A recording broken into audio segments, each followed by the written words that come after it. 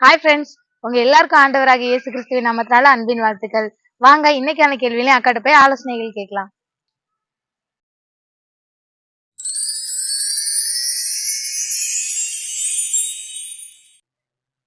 Price லார்ட்க்கா. Price Lord sister, உட்காருங்க. எப்படி இருக்கீங்க? நல்லா இருக்கேன்க்கா, நீங்க?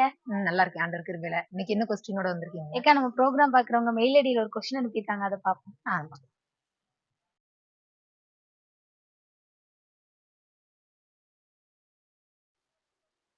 ஓகே. உண்மையிலேயே நிறைய பேருக்கு இந்த காலத்துல ஒரு பிரச்சனை இருக்கு. என்னன்னா, பைபிள் எல்லாருமே படிக்க சொல்றாங்களே, ஆனா ஏன் படிக்கணும் அப்படின்னு தெரியாமலே நிறைய பேர் படிச்சிட்டு இருக்காங்க. என்ன சிஸ்டர்? ஆமாக்கா, நிறைய யூத் மீட்டிங் போனா யூத் மீட்டிங்ல பைபிள் படிக்கணும்னு சொல்லுவாங்க, சர்ச்சில் படிக்கணும்னு சொல்லுவாங்க. ஆமா. நிறைய பேருடைய வீட்டுல அம்மா அப்பா பைபிள் படிக்கணும்னு சொல்லி டார்ச்சர் பண்றவங்களா இருக்கதான் செய்றாங்க. பைபிள் படிச்சாதான் சோறு, பைபிள் படிச்சாதான் உனக்கு டீ காஃபின்னு சொல்றாங்க. ஆனா ஏன் பைபிள் படிக்கணுங்கிற ஒரு விஷயம் யாருக்குமே இப்ப வரைக்கும் தெரியல சரியா. பைபிள் ஏன் படிக்கணும் அப்படிங்கிறதுக்கு நிறைய காரணங்கள் இருக்கு. அதுல ஒரு சில ரீசன்ஸ் மட்டும் இன்னைக்கு பார்க்க போறோம். ஃபர்ஸ்ட் எதுக்காக படிக்கிறோம் அப்படின்னா, யாருக்கெல்லாம் கர்த்தர் என் கூட பேசணும்னு ஆசை இருக்குதோ, ஆசை இருக்கிறவங்க கட்டாயம் பைபிள் படிக்கணும். ஏசப்பா உண்மையில நிறைய வகையில நம்ம கூட பேசுறவரா இருந்தா கூட அடிப்படை பைபிள் தான். சோ பைபிள் மூலமா தான் கர்த்தர் அதிகமா எல்லாரோடையுமே பேசக்கூடிய ஒண்ணு. சோ கர்த்தர் என் கூட பேசணும், ஏசப்பா என் கூட பேசணும், என்னோட லைஃப்ல கர்த்தரோட ஒரு ஃபெல்லோஷிப், கர்த்தர் என் கூட பேசுற ஒரு ஹேபிட் இருக்கணும் அப்படின்னு யார் நினைச்சாலும் கட்டாயம் அவங்களுக்கு பைபிள் படிக்கிற ஹேபிட் கட்டாயம் இருக்கணும். அப்படி இருந்தாதான் கர்த்தர் என் கூட பேசுறாருங்கிறதையே ஒரு சிலர் நம்ப ஆரம்பிப்பாங்க. ஃபர்ஸ்ட். ரெண்டாவது என்னன்னா, பைபிள் வந்து ஒரு பெஸ்ட் கேட்லாக்னு சொல்லலாம், லைஃப் கேட்லாக். இப்போ நம்ம வாழ்க்கையில எப்படி வாழணும் அப்படின்னு கேட்டா, இயேசுவை போல வாழணும்னு சொல்லுவாங்க. அப்ப ஏசப்பா எப்படி வாழ்ந்தாருன்னு தெரிஞ்சாதான் அவரை மாதிரி நம்மளால வாழ முடியும். சோ பைபிளை படிக்கிறவங்களுக்கு தான் நம்ம கர்த்தர் எப்படிப்பட்டவர், நம்ம எப்படி வாழணும், நம்ம எப்படி வாழணும்னு ஏசப்பா ஒரு சிலர் சொல்லுவாங்க, நான் ஏன் பூமியில உயிரோட இருக்கேனே தெரியல, நான் எப்படி வாழனே தெரியல, இந்த பூமியில நான் எப்படி வாழ போறேன், இந்த குடும்பத்துக்குள்ள நான் எப்படி வாழ போறேன், நான் இப்படி கஷ்டப்படுறேன், அப்படி இருக்கேன், எப்படி இருக்கேன், நிறைய பேர் சொல்லுவாங்க. உண்மையிலே எப்படி வாழணும்னு பைபிள்ல சூப்பரா சொல்லி கொடுத்திருக்கிறாரு ஆண்டவர், நிறைய விஷயத்த சொல்லியிருக்கிறாரு.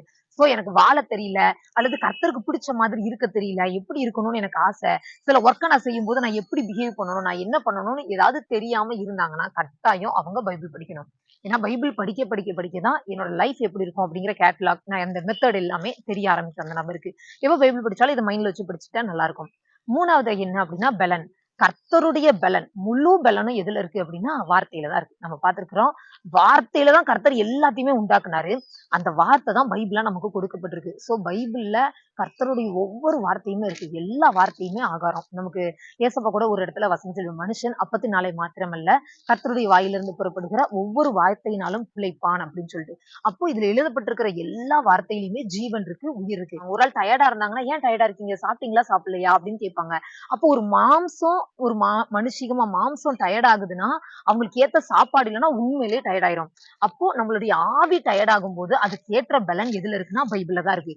நம்ம ஸ்பிரிச்சுவலா வீக்கா ஃபீல் பண்ணும்போது, ஸ்பிரிச்சுவலா டல்லா ஃபீல் பண்ணும்போது, ஒரு உதாரணத்துக்கு எடுத்துட்டோம்னா, இந்த காலத்துல கடைசி காலத்துல போராட்டம் உண்டு. எதோடலாம் போராட்டம் இருக்குமா, பொதுவா பிசாசோட பெரிய போராட்டம் இருக்கு. இதை தாண்டி சொந்த மாம்சத்தோட போராட்டம் இருக்கு. மாம்சத்தோடய நிறைய பேர் சண்டை போட்டுட்டு இருப்பாங்க. இதை பார்க்க கூடாது, இல்ல நீ பார்க்கணும், மாம்சம் சொல்லும் நீ இதை செய்யு. ஆவி உள்ள போராடும், நீ செய்யக்கூடாதுல்ல, நீ இப்படிதானே இருக்கணும்னு சொல்லிட்டு கஷ்டப்படுவாங்க நிறைய விஷயத்துல. சில நேரம் மனுஷங்க மூலமா வரக்கூடிய பிரச்சனை, சில நம்ம டென்ஷன் ஆக்குற மாதிரி, கோவப்படுத்துற மாதிரி, நமக்கு அகைன்ஸ்டா என்ன வேணாலும் நடக்கும். மனுஷங்க மூலமா நடக்கும், பிசாஸ் மூலமா நடக்கும், மாம்சம் மூலமா நடக்கும். இது எல்லாத்துலயும் எல்லாரும் தோத்து போறதுக்கு காரணம் என்ன அப்படின்னா, அவங்க ஸ்பிரிச்சுவலா பலன் இல்ல, அவங்க ஆவில பலனே இல்லைன்னு அர்த்தம். பைபிள் வந்து ஒரு ஸ்பிரிச்சுவல் ஃபுட். எந்த அளவுக்கு ஒரு மனுஷன் பைபிள் படிக்கிறானோ அந்த அளவுக்கு ஸ்பிரிச்சுவல் பலன் உண்டாகும். சொந்த மாம்சத்தை ஜெயிக்க முடியும், பிசாசோட எல்லா தந்திரத்தையும் அவனால ஜெயிக்க முடியும். மூணாவதா, தன்னுடைய தனக்கு விரோதமா எழும்புற மனுஷங்க, அவங்க பேசுற வார்த்தை, நம்மள ஹர்ட் பண்றது, நமக்கு விரோதமா என்ன பண்ணனாலும் அவனால ஈஸியா ஃபேஸ் பண்ணி ஸ்கிப் பண்ண முடியும். அதுக்கு பெரிய பலன் எங்க இருந்து வருதுன்னா பைபிள்ல இருந்து தான் வருது. அது ஒரு பெரிய பலன். சோ ஒரு மனுஷன் எனக்கு பலன் வேணும்னு நினைச்சானா பைபிள் எடுத்து படிக்க ஆரம்பிச்சிடணும் கட்டாயம். ஓகே. நாலாவதா என்ன அப்படின்னா, ஸ்பிரிச்சுவல் பிளெஸிங் வேணும்னு யார் ஆசைப்பட்டாலும் பைபிள் படிக்கணும் கட்டாயம். ஸ்பிரிச்சுவல் பிளெஸிங்னா ஆவிக்குரிய அனுபவங்கள். அந்த அனுபவம் பைபிள்ல உள்ள அனுபவம். ஒரு உதாரணத்துக்கு, நான் இப்ப ரீசெண்டா ஒரு பெரிய ஒரு தீர்க்கதரிசி, அந்த போதகர், அவருடைய ஸ்பீச் கேட்டேன். அவங்களோட ஸ்பீச்ல உண்மையிலே அழகா ஒரு விஷயம் சொல்லியிருந்தாங்க. என்னன்னா, என்னுடைய ஆவிக்குரிய அனுபவங்கள் எல்லாத்தையுமே நான் பைபிள்ல இருந்து ஏசப்பாட்ட கேட்பேன் அப்படின்னு சொல்லிட்டு. ஒரு உதாரணத்துக்கு எசேக்கியேல கர்த்தருடைய கரம் வந்து அவருடைய தலைமையை பிடிச்சி ஆவிக்குள்ள எடுத்து கொண்டு போனாரு அப்படின்னு சொல்லிட்டு. அப்போ இப்படி ஒரு அனுபவம் ஒரு மனுஷனுக்கு கிடைச்சிருக்குன்னா உண்மையிலே மனுஷங்களுக்கு கிடைக்கல, ஒரு தீர்க்கதரிசி கிடைக்க வேண்டியது தானே. சோ அந்த அனுபவத்துக்காக நான் ஜோம் பண்ண ஆரம்பித்தேன். அப்புறம் ஆவிக்குரிய கனவுகள். எனக்கு கொஞ்ச நாளைக்கு முன்னாடி ஒரு ஸ்பிரிச்சுவல் ஃப்ரெண்டு தான் ஒருத்தவங்க சொல்லி கொடுத்தாங்க. என்னன்னா ஸ்பிரிச்சுவலா உங்க தூக்கத்தை கூட கர்த்தருக்காக நீங்க பயன்படுத்த முடியும். ஏன்னா தூக்கத்துல கூட கர்த்தரை யூஸ் பண்ண முடியும். எனக்கு ரொம்ப ஆச்சரியமா இருந்துச்சு. தூக்கத்துல கர்த்தரை யூஸ் பண்ண முடியுமா? நல்லா ப்ரேயர் பண்ணும், நல்லா பைபிள் படிங்க. பைபிள் உள்ள அந்த பவர், அந்த அனாயிட்டிங், பைபிள் உள்ள வார்த்தை எல்லாத்துலயுமே அனாயிட்டிங் உண்டு.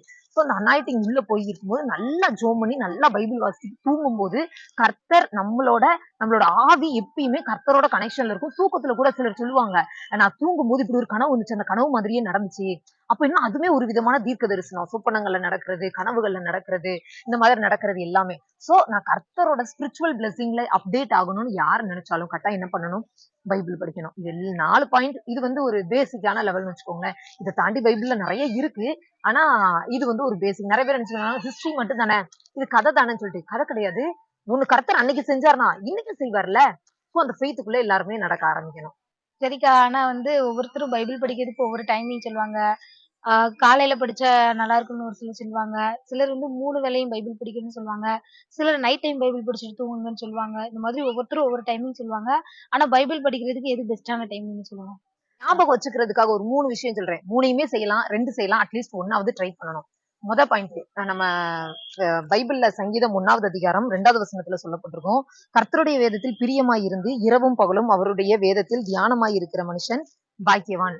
சோ இந்த வசனத்தை படி பார்த்தோம் அப்படின்னா டே அண்ட் நைட், இரவும் பகலும், நைட்லயும் பிரியமா இருந்து தியானிக்கணும், பகல்லையும் பிரியமா இருந்து தியானிக்கணும். சோ 2 வேளையாவது கட்டாயம். காலையில நான் இந்த பைபிள் ரீட் பண்றதுக்கு, நைட்டுக்கு ஒரு டைம் சொல்லி பிக்ஸ் பண்ணிட்டா நல்லா இருக்கும். 2வது ஒரு விஷயம் என்ன அப்படின்னா, நம்மளோட ஃப்ரீ டைம் என்னென்ன டைம் இருக்கும்? கட்டாயம் ஒரு மனுஷனுக்கு ஒரு நாளைக்கு ஒரு குறிப்பிட்ட டைம் ஃப்ரீ டைம் இருக்கும். கொஞ்சம் ஃப்ரீயா இருக்கேன், ஒர்க் இல்ல, ஃப்ரீயா தான் இருக்கிறேன், என்ன செய்ய, சும்மா உட்காந்துருக்கேன், சும்மா யோசிச்சுக்கிட்டு இருக்கேன், இந்த மாதிரி சொல்ற டயத்துல ஏன் பைபிள் படிக்க கூடாது? சோ இனிமேல் என்னோட ஃப்ரீ டைமை நான் பைபிள் ரீடிங் டைமா மாத்தணும் அப்படிங்கிற ஒரு இருதயத்துக்குள்ள அவங்க வரலாம். 3வது என்னன்னா, தோணும் போதெல்லாம் வாசிக்கலாம். நிறைய பேர் சொல்லுவாங்க, நான் பைபிளே படிச்சு ரொம்ப நாள் ஆயிருச்சு, சொல்ற நேரத்துல வாசிச்சிடலாமேங்கிறது தான் என்னோட மைண்ட். இன்னைக்கு நான் பைபிள் படிக்கல, தோணுன்னு எடுத்து வாசிச்சிருங்க. ஏதோ ஒண்ணு சம்டைம்ஸ் நமக்கு, ஏன்னா யாரெல்லாம் நான் பைபிள் படிக்கணும்னு ஆசைப்பட்டு கர்த்தருக்கு ஒப்பு கொடுக்க ஆரம்பிக்காங்களோ கட்டாய ஆவியான ஒரு இருதயத்தை ஏவ ஆரம்பிச்சுறாரு, நீங்க பைபிள் படிக்கல அப்படின்னு. ஏக்கா, அப்ப சிலருக்கு பைபிள் படிக்கணுங்கிற ஆசையே இல்ல அப்படின்னு சொல்லுவாங்க. ஆசை இல்லாதவங்க ஒரு டீமு. இன்னொரு டீம் என்னன்னா, ஆசை இருக்கு, தோணுது. ஆனா என்னால முடியல. அத தாண்டி என்னால பைபிள் படிக்கவே முடியலன்னு சொல்றவங்க. அவங்களுக்கு பைபிள் படிக்கவே தோணாது, தோணல, படிக்க பிடிக்காது, இப்படி படிக்க பிடிக்காதவங்க கூட சம்டைம்ஸ் இருக்கலாம். ஏன் படிக்கிறோனே தெரியல அப்படின்னு இருக்கும். தெரியாதவங்களுக்கு ஆன்சர் சொல்லிடலாம். பிடிக்காதவங்களுக்கு என்ன சொல்ல முடியும்? இப்போ ஒரு உதாரணத்துக்கு அம்மா அப்பா இருக்கிறாங்க, பேசுங்கடா, அம்மா அப்பா கூட பேசு, அம்மா கூட பேசுன்னு சொல்றோம். எனக்கு பேசவே பிடிக்கல அப்படின்னு சொல்லிட்டாங்கன்னா என்ன அர்த்தம்? அம்மா அப்பாவை பிடிக்கல. பிடிக்கலன்னா யார்ட்டையாவது பேசுமா? இப்ப உங்களுக்கு பிடிக்காத ஒருத்தர் நீங்க போய் வாசையா, அன்பா அவங்க பேசணும்னு நினைப்பீங்களா? அவங்க பேசாம இருந்தாலே போதும், நம்ம நம்மளாட்டுக்கு இருந்துக்கலாம், இப்படிதான் நினைப்போம். சோ கர்த்தரை பிடிக்காத ஒருத்தரால கட்டாயம் பைபிளை நேசிச்சு வாசிக்கவே முடியாது. சோ கர்த்தரை பிடிச்சா மட்டும்தான் உங்களால வாசிக்க முடியும். 2வது ஒண்ணு சொன்னீங்க, இந்த மாதிரி தோணுது, ஆசை இருக்கு, ஆனா முடியல அப்படின்னு. அதுக்கு என்ன ரீசன் கட்டாயம் தெரிஞ்சிருக்கணும். ஏன்னா ஒருவேளை ஒர்க்னால முடியலையா, ஸ்ட்ரெஸ்னால முடியலையா, என்ன ப்ராப்ளம் அப்படின்னு தெரிஞ்சிருக்கணும். ஒரு 6-7 வருஷத்துக்கு முன்னாடி இருக்கும். அப்போ ஒரு ஊழியக்காரங்களை பார்க்கும்போது சொன்னாரு, ஒரு நாளைக்கு உங்களுக்கு புரியுதோ புரியலையோ குறைஞ்சது 50 அதிகாரமாவது கட்டாயம் நீங்க படிங்க அப்படின்னு சொல்லிட்டு. நான் பைபிள் படிக்கிறதுனால எனக்கு இப்படி ஒரு வித்தியாசம் நடக்குது, எனக்குள்ள சேஞ்சஸ் நடக்குது, எனக்கு சுத்தி சேஞ்சஸ் நடக்குது, எனக்கு ஒரு ஏன் புரியாத ஒரு ஹாப்பினஸ் வருதுன்னு அதை டேஸ்ட் பண்ணியாச்சுன்னா கட்டாயம் அவங்க யாராலையும் பைபிள் படிக்காம இருக்கவே முடியாது. சரிக்கா, இப்ப இந்த ப்ரோகிராம் பார்த்ததுக்கு அப்புறம் தான் நான் பைபிள் படிக்கவே போறேன்னு சொல்லி நினைக்கிறாங்க. அவங்க எதுல இருந்து பைபிள் படிக்க ஸ்டார்ட் பண்ணலாம்? ஏன்னா இவ்வளவு பெரிய பைபிள் எங்க இருந்து ஆரம்பிக்க, எதுல முடிக்கும்னு தெரியவே தெரியாது. எதுல இருந்து ஆரம்பிச்சா நல்லா இருக்கும்? எதுல இருந்து வாசிக்கலாம் அப்படின்னா, எப்பயுமே ஃபர்ஸ்ட் வாசிக்கிறேன், எனக்கு பைபிள பத்தி பெருசா தெரியாது, ஆனா நான் இனிமேல் வாசிக்க போறேன் அப்படின்னா கட்டாயம் அவங்க புதிய ஏற்பாடுல இருந்து வாசிச்சாங்கன்னா ரொம்ப ரொம்ப நல்லது. ஏன்னா புதிய ஏற்பாட்டுல இயேசுவோட லைஃப் ஹிஸ்டரியை ரீட் பண்ணும்போதுதான் நம்ம எப்படி வாழணும், நம்ம என்ன செய்யணும், இந்த காலத்துக்கு தேவையானது எல்லாமே அதுல அதிகமா கொடுக்கப்பட்டிருக்கும். அதன்படி நம்ம வாழ்க்கையை சேஞ்ச் பண்ணிக்கிட முடியும். 2வது ஒரு சிலர் ஒரு சில ஹேபிட் வச்சிருப்பாங்க. என்னன்னா இயேசுவின் ரத்தத்தைன்னு சொல்லிட்டு பைபிள் திறந்து படிக்கிறது. அது பேசிக்கா ரொம்ப ரொம்ப செட்டே ஆகாது. அன்னைக்கு என்ன தேவைன்னு சொல்லிட்டு சும்மா சும்மா திறந்து படிச்சுட்டு போவாங்க. அது அது ஆக்சுவலா நல்ல பழக்கமே கிடையாது. 2வது என்ன அப்படின்னா, பைபிள் எப்படி படிக்கணும்னா ரெகுலர் ரீடிங் ஹேபிட் கட்டாயம் இருக்கணும். ஃபர்ஸ்ட் ஒண்ணு ஓபன் பண்றாங்கன்னா, இப்போ மத்தேயு ஸ்டார்ட் பண்ணா இன்னைக்கு 1வது அதிகாரம், நாளைக்கு 2வது அதிகாரம், அடுத்த நாள் 3வது, 4வதுன்னு சொல்லி ரெகுலர் ரீடிங் ஹேபிட் கட்டாயம் யாருக்கா இருந்தாலும் இருக்கணும். இந்த ரெகுலர் ரீடிங் ஹேபிட் இருந்துச்சுன்னா இன்னும் கொஞ்சம் அவங்களுக்கு அந்த தெரிஞ்சுக்கிட வேண்டிய விஷயம் நிறைய இருக்கும். இன்னொன்னு, யாரு படிக்க ஆரம்பிக்கிறாங்களோ அன்னன்னைக்கு தேவையான ஆகாரம் உண்மையிலேயே அதுல கிடைச்சிரும். ஒரு உதாரணத்துக்கு, ஆபத்துல நான் உன்னோடு இருந்து உன்னை தப்புவித்து உன்னை கனப்படுத்துவேன். இப்படி ஒரு வசனம் இருக்கு. அவங்க காலையில படிச்சுட்டாங்க. இந்த வசனம் ரொம்ப ஆறுதலா இருக்கும். அன்னைக்கு நிறைய உங்களுக்கு பிரச்சனை வந்துச்சுன்னா கூட இந்த ஒரு வசனத்தை வச்சு ஜெயிச்சிருவாங்க. கர்த்தர் தான் காலையிலேயே என்கிட்ட சொன்னார்ல, இப்படி ஆபத்து என்ன வந்தாலும் நான் உன் கூட இருப்பேன், உன்னை தப்புவிப்பேன்னு சொல்லிட்டு. சோ கர்த்தர் கட்டாயம் என் கூட இருப்பாரு. ஒரு ஆள் ரெகுலரா பைபிள் படிக்கிற ஒருத்தங்க அன்னைக்கு படிக்காம போயிட்டாங்கன்னா, அன்னைக்கு அவங்க ஃபேஸ் பண்ண வேண்டிய ப்ராப்ளத்தோட சொல்யூஷனை மிஸ் பண்ணிட்டாங்க அப்படின்னு சொல்லி தான் சொல்லணும். பைபிள் எப்படி மெடிடேட் பண்றது? நிறைய மெடிடேஷன் மெத்தட்ஸ் இருக்கு. நான் இன்னைக்கு ரொம்ப ரொம்ப பேசிக்கா சிம்பிளா ஒண்ணு சொல்லி தரேன். ஒரு சாப்டர் எடுத்து ரீட் பண்றோம் அப்படின்னா, அந்த சாப்டர்ல கர்த்தர் என்ன செஞ்சிருக்கிறாருங்கிறத கட்டாயம் பார்க்கணும். கர்த்தர் என்ன செஞ்சிருக்கிறாரு, கர்த்தர் என்ன சொல்லியிருக்கிறாரு, இந்த வார்த்தையை கட்டாயம் நோட் பண்ணணும். இதுல ஏசப்பா என்ன செஞ்சிருக்கிறாரு அப்படிங்கறத கட்டாயம் பார்க்கணும்.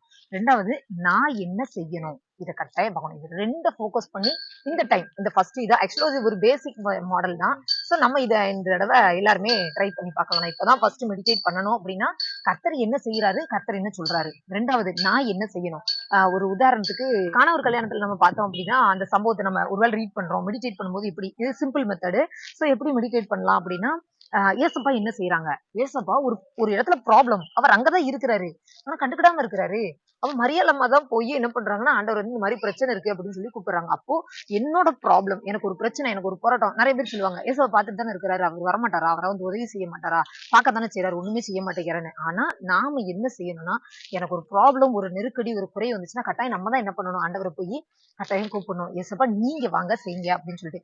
ஒருவேளை நான் உள்ள வெல்கம் பண்ணிட்டா, அவர் வர சொல்லிட்டு திருப்பி நானாட்டுக்கு ஏன் இஷ்டத்துக்கு எதுவும் பண்ணக்கூடாது. மரியாதை ஒரு வார்த்தை சொல்லுவாங்க, அவர் என்ன சொல்கிறாரோ அதன்படி செய்யுங்கள் அப்படின்னு சொல்லிட்டு. அப்போ நான் கர்த்தரை இன்வைட் பண்ணிட்டா, அவர் என்ன சொல்றாரோ அதை அப்படியே செய்யக்கூடியவங்களா நம்ம எல்லாருமே கட்டாயம் சேஞ்ச் ஆகணும். அப்போ கர்த்தர் என்ன சொல்றாரோ அதுக்கு அப்படியே ஒபே பண்ணணும். தண்ணி எடுத்து ஊத்து, தண்ணி எடுத்து நிரப்புங்க கற்சாடியன்னு சொல்றாரு. ஏன் கற்சாடியை தண்ணினால நிரப்பணும், கேள்வி கேட்க கூடாது. நிறைய பேர் இருப்பாங்க, ஏசப்பா சொல்லுவாங்க நீ இதை செய்யணும்னு சொல்லி வசனத்தை இருக்கும், ஏன் வசனத்துல இப்படிலாம் சொல்லியிருக்கு, இப்படிலாம் செய்ய முடியுமா, முடியாதுலாம் பேசுவாங்க. ஆக்சுவலா அப்படி பேசக்கூடாது.